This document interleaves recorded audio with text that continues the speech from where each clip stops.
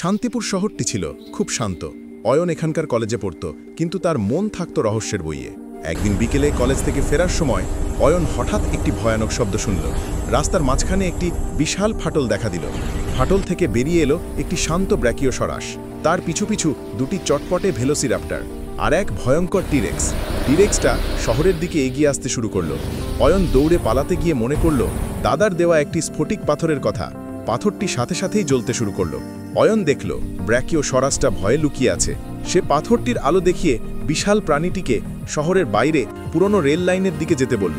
Rail লাইনের শেষে একটি অন্ধকার টানেল ছিল। টানেলের মুখে পৌঁছে অয়ন স্ফটিকটিকে আকাশের দিকে তুলে ধরল।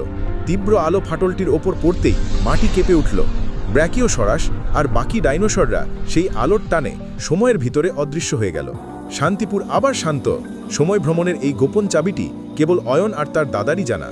পরের বার অয়ন তার স্ফটিক নিয়ে কোন সময় পা রাখবে, তার দাদার আসল পরিচয় কি জানতে হলে আমাদের চ্যানেলটি সাবস্ক্রাইব করুন এবং বেল আইকনে ক্লিক করে আমাদের সাথেই থাকুন।